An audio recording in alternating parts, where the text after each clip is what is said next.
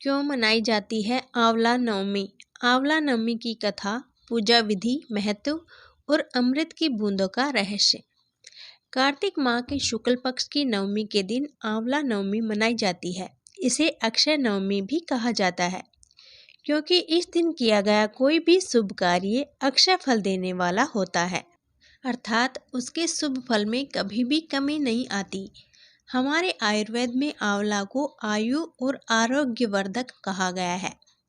इस दिन आंवला के वृक्ष की पूजा करके उसके नीचे बैठकर भोजन करने का बड़ा महत्व है।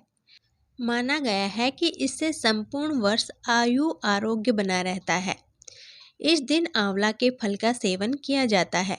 आंवला नवमी का महत्व इसी बात से समझा जा सकता है कि इस दिन द्वापर युग का प्रारंभ हुआ था, जिसमें स्वयं भगवान श्री कृष्ण ने जन्म लिया था। आंवला नवमी के दिन ही भगवान श्री कृष्ण ने वृंदावन और गोकुल की गलियां छोड़कर मथुरा प्रस्थान किया था। इस दिन श्री कृष्ण ने अपनी बाल लीलाओं का त्याग करके कर्तव्य के पथ पर पहला कदम रखा था। इसी दिन से वृंदावन की परिक्रमा भी प्रारंभ होती है। आंवला नवमी का व्रत संतान और पारिवारिक सुखों की प्राप्ति के लिए किया जाता है। ये व्रत पति पत्नी साथ में रखें तो उन्हें दोगुना फल प्राप्त होता है। आंवला नवमी की व्रत कथा। आंवला नवमी की कथा के अनुसार बहुत समय पहले एक सेठ था। वह हर साल आंवला नवमी के दिन ब्राह्मणों को आंवले के पेड़ के नीचे बैठाकर भोजन कराता था। इसके साथ ही सोना चांदी आदि भेंट में देता था। लेकिन ये सब चीजें सेठ के बेटों को बिल्कुल भी अच्छी नहीं लगती थी। ऐसे में वह अपने पिता से खूब झगड़ते थे। इन सब चीजों से तंग आकर सेठ ने घर छोड़ दिया और दूसरे गांव में जाकर बस गया। इसके साथ ही जीवन यापन के लिए एक छोटी सी दुकान रख ली। इसके साथ ही उस दुकान के आगे एक आंवले का पेड़ लगाया। भगवान की कृपा इतनी हुई कि दुकान खूब चलने लगी।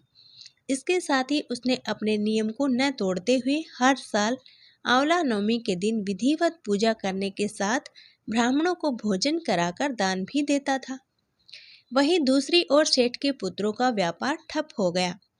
ऐसे में सेठ के बेटों को समझ आने लगा कि वो अपने पिता के भाग्य से ही खाते थे।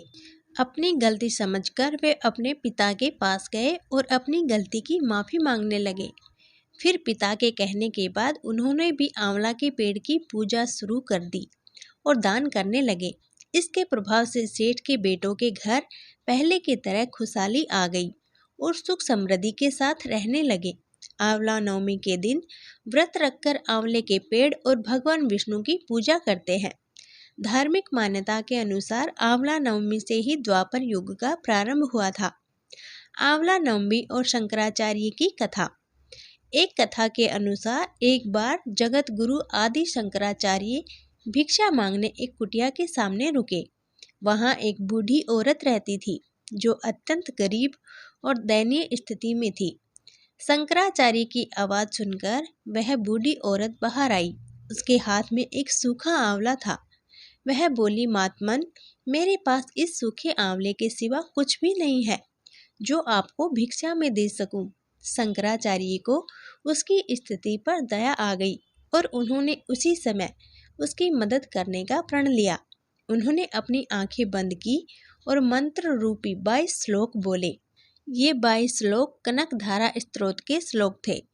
इससे प्रसन्न होकर माँ लक्ष्मी ने दिव्य दर्शन दिए और कहा कि शंकराचार्य, इस औरत ने अपने पूर्व जन्म में कोई भी वस्तु दान नहीं की। ये अत्यंत कंजूस थी और मजबूरी वश कभी भी किसी को कुछ नहीं देना पड़ जाए तो ये बुरे मन से दान करती थी। इसलिए इस जन्म में इसकी हालत ऐसी हुई है। ये अपने कर्मों का फल भोग रही है, इसलिए मैं इसकी कोई सहायता नहीं कर सकती।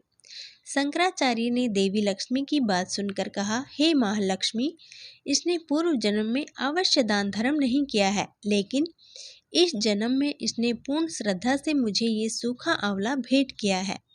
इसके घर में कुछ नहीं होते हुए भी इसने मुझे ये सौंप दिया। इस समय इसके पास यही सबसे बड़ी पूंजी है। क्या इतना भेंट करना पर्याप्त नहीं है? शंकराचार्य की इस बात से देवी लक्ष्मी प्रसन्न हुई और उसी समय उन्होंने गरीब महिला की कुटिया में स्वर्ण के आंवलों की वर्षा कर दी। आंवला नवमी की पूजा विधि। आंवला नवमी के दिन स्नान आदि करके किसी आंवला वृक्ष के समीप जाएं, उसके आसपास सफाई करें और आंवला वृक्ष की जड़ में शुद्ध जल अर्पित करें। फिर उसकी जड़ में कच्चा दूध डालें और पूजन सामग्री से वृक्ष की पूजा करें और उसके तने पर कच्चा सूत या मोली की 8 परिक्रमा करते हुए लपेटें। कुछ जगह 108 परिक्रमा भी की जाती है। इसके बाद परिवार के सुख समृद्धि की कामना करके वृक्ष के नीचे बैठकर ही परिवार और मित्रों सहित भोजन किया जाता है। आंवला को वेद पुराणों में अत्यंत उपयोगी और पूजनीय कहा गया है। आंवला का संबंध कनकधारा स्त्रोत से भी है। अब जानते हैं कि कब है आंवला नवमी। वैदिक पंचांग के अनुसार कार्तिक माह के शुक्ल पक्ष की नवमी तिथि 21 नवंबर दिन मंगलवार को सुबह 3:16 पर शुरू हो रही है और इस तिथि का समापन 22 नवंबर दिन बुधवार को सुबह 1:09 पर होगा। उदया तिथि के अनुसार इस साल आंवला नवमी 21 नवंबर को मनाई जाएगी। आंवला नवमी पूजा का शुभ मुहूर्त। 21 नवंबर को आंवला नवमी का पूजा का शुभ मुहूर्त सुबह 6:48 से दोपहर 12:07 तक रहेगा। इस दिन पूजा के लिए आपको 5 घंटे से अधिक का समय मिलेगा।